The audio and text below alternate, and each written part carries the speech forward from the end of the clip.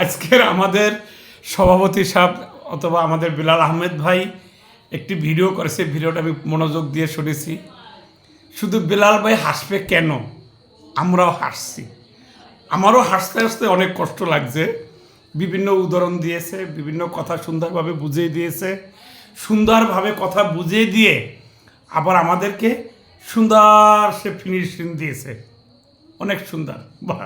কিন্তু আজকের মজার জিনিস হলো আমার সাথে একটা হয়েছে।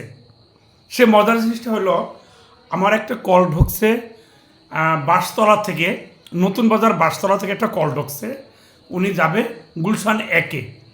তো একটা ম্যাডামে কল দিছে, হালকা হালকা বৃষ্টি, গুড়ি গুড়ি বৃষ্টি, তেমন বৃষ্টি না কিন্তু গুড়ি গুড়ি, কিন্তু এই গুড়ি গুড়ি বৃষ্টি মানে আপনার শরীরেও পড়ে না। তো যাই হোক, আমি ম্যাডামকে ফোন দিলাম, উনি বলল যে ঠিক আছে আমি আসতেছি, আপনি একটু ওয়েট করেন। কতক্ষণ? যে আপু কতক্ষণ সময় লাগবে? আমি ওনাকে সুন্দর বলেছি যে আপু কতক্ষণ সময় লাগবে? উনি বলেছে যে আমার আসতে 2 মিনিট লাগবে। আমি বললাম, ঠিক আছে আপনি আসেন। বাস উনি আসলো। 2 মিনিট পরে আসার পরে উনি আইসে আমাকে বলে, এটা কী গাড়ি, এটা কী গাড়ি, এটা একটা গাড়ি হলো? হ্যাঁ, এত ছোটো গাড়ি চালায় এখন বর্তমানে, এটা একটা ছোটো গাড়ি, এখন এটা কী চালায়, কী গাড়ি চালায়? হ্যাঁ, এখন বর্তমানে গাড়ি মনে করেন বড় বড় হাইফাই গাড়ি চালাবেন, একটা রাইড শেয়ার করেন, টাকা ইনকাম করেন, টাকা পয়সা ইনকাম করতেছেন, বড় বড় গাড়ি চালাবেন, বড় কত সুন্দর সুন্দর মানুষের গাড়ি চালায়, এটা কী গাড়ি আনছেন? এটা ছোটো মোটো গাড়ি, এই একটুখানি একটা গাড়ি। আমি কই দেখেন, বর্তমানে এখন লিভো গাড়ি আপু অনেক ভালো।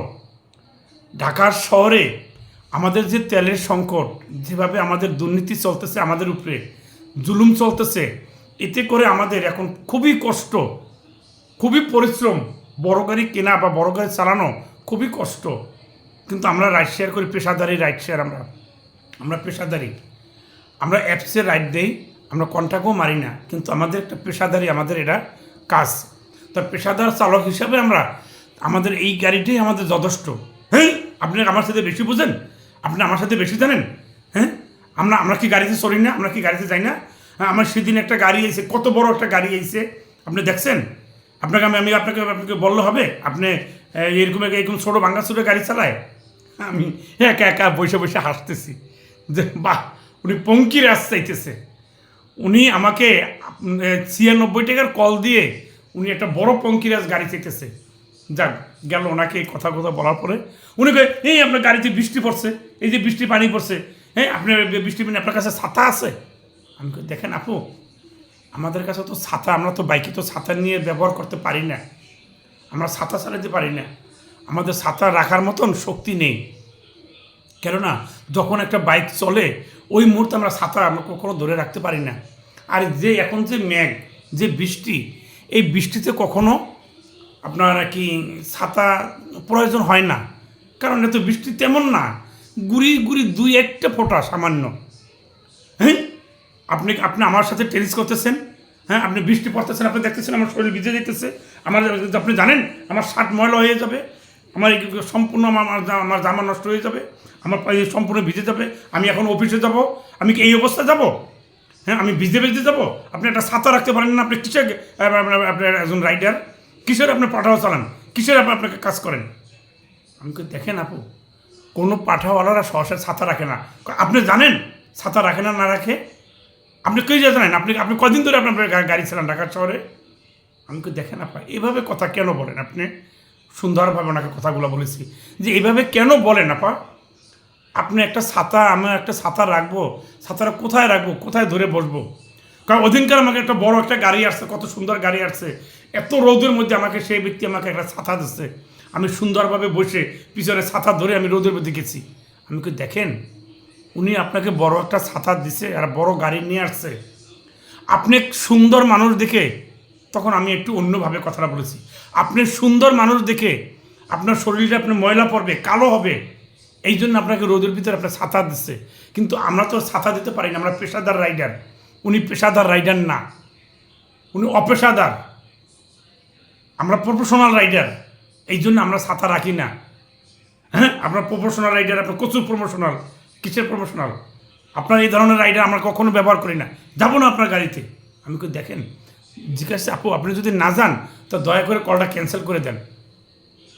আমি ক্যান্সেল করবো কেন? আমি যাবো না আপনার গাড়িতে। আপনি আপনার গাড়ি ছোটো, আপনার গাড়ি একটুখানি গাড়ি আনছেন, আবার আপনার সাই নেই, ছাতা নাই, কিছু নাই, আমি বৃষ্টিতে ভিজে ভিজে যাবো, আমার শরীরের দাম নাই, আমার পোশাকের দাম নাই। আমাকে হ্যাঁ আছে। তা আপু আপনি কলটা ক্যান্সেল করে দেন। উনি কলটা ক্যান্সেল করলো না। উনি কলটা ক্যান্সেল না করে উনি চলে গেল। আমি এখন বাসায় যাব, আধা ঘন্টা পরে যাব, বৃষ্টি যাবে তারপরে যাব, রোদ্র উঠবে তারপরে যাব। আমি আপা এই আপনার তারা, আর এখন আপনি আধা ঘন্টা পরে যাবেন। উনি ফট করে উনি বাসার ভিতরে ঢুকে গেল। বাস কী করব? আমি সাথে সাথে আমি কল সেন্টারে ফোন দিয়েছি।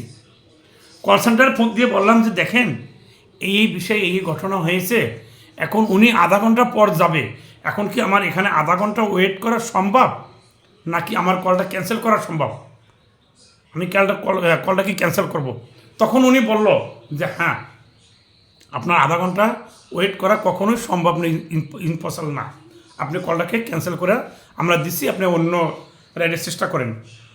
তখন ওনাদেরকে আমি ভাঙ্গে বললাম, বলছেন যে ঠিক আছে এই ধরনের যদি সিচুয়েশন কখনো হয়ে থাকে তাহলে তারা স্পেশালভাবে চলুক, স্পেশালভাবে যাক।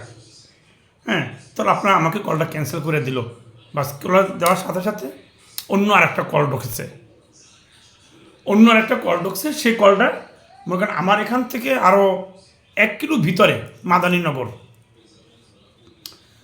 তা মাদানীনগর থেকে কলটা আসছে, সেটা যাবে বনানী। ভাড়া আসছে কত? 116 টাকা। হ্যাঁ 116 টাকা ভাড়া আসছে। তো 116 টাকা ভাড়া আসার পরে আমি ওনার গন্তব্যস্থানে গেলাম। যাওয়ার পর ওনাকে হেলমেট দিলাম। উনি কি হেলমেটটা নিয়ে হাতে নিয়ে বসে আছে, যে বললাম ভাইয়া আপনি একটু হেলমেটটা পরেন, আপনি হেলমেটটা যদি না পরেন তাহলে এখন বর্তমানে আপনার কি ভিডিও মামলা দেয়, পিছন থেকে ছবি তুলে আমাকে মামলা দেবে। তো আপনাদেরকে মামলা খাওয়ানো উচিত। গতকালকের আমার বড় ভাই আমার মামলা খাইছে। গতকালকের পুলিশ আমাকে কেন মামলা দিছে, কিসের জন্য মামলা দিছে? আপনাদের বাইকেরকেও মামলা দেওয়া উচিত। আপনার বাইকাররা আপনারা এক একটা আইন বানান, এক একটা নিয়ম করেন, আর আপনাদের নিয়মের কারণে আপনাকে এই পরিস্থিতি হয়। বাহ, আমি সুন্দর অত্যব্য হয়ে গেলাম, কিচ্ছু বলার নাই। আমরা বাইকাররা নিয়ম বানাই, কিভাবে মামলা হবে, কি কারণে মামলা হবে, সেই নিয়ম আমরা বানাই। হ্যাঁ, আপনারা উল্টো পথে যান, আপনারা এইদিকে যান, আপনারা ওদিকে যান, আপনারা এটা করেন ওটা করেন। হ্যাঁ, আমি বললাম ঠিক আছে ভাই আমরা মানি, তবে সবাই যায় না। আপনাদের মতন যারা চ্যাংরা ছেলেরা আছে তারা যায় এদিক ওদিকে, এখানে ওখানে, আপনার উল্টো পথে, উল্টা রাস্তায় এবং বিভিন্ন জায়গায় তারা যায়। কিন্তু আমাদের মতন মানুষ শশায় যারা প্রফেশনাল রাইডার তারা যায় না, কখনো যায় না। তারা শৃঙ্খলা মেনেই চলে। এই কথা বলার পরে উনি হেলমেটটা পরল না। কতক্ষণ যায় একটু মাথায় দিয়ে আবার খুলে ফেলায়। আমি গুলশান আসার পরও বলছি যে ভাই আপনি হেলমেটটা পরেন, এইভাবে আপনার এখন এখানে এআই ক্যামেরা আছে, আমাকে মামলা দেবে, আপনি হেলমেটটা পরেন। সুন্দরভাবে অনেকে করলো কি, হেলমেটটা মাথার উপরে রেখে যখন আমি সিঙ্গেলটা পার হওয়ার সাথে সাথে আবার খুলে ফেলাইলো। সামনে আসার পরে পুলিশের সিগন্যাল দিল, বললো যে আপনি হেলমেট পরেন না কেন? তখন আমি ওনাকে পুলিশকে আমি সার্জেন্টকে বললাম, দেখেন আমার গাড়িটা কখন আপনি সিগন্যাল দিলেন? আমার একটা অ্যাপসের গাড়ি, আমার গাড়ির পরিপূর্ণভাবে আমি পরিপূর্ণ করে তারপর আমি রাস্তায় আমি রাইড দিতেছি। পরিপূর্ণভাবে আমি সম্পূর্ণ ডকুমেন্টস কাগজপত্র নিয়ে তারপর আমি রাস্তায় বেরোয়েছি। আমাকে কেন আপনি মামলা দেবেন? মামলা দিতে হলে ওনাকে দেন।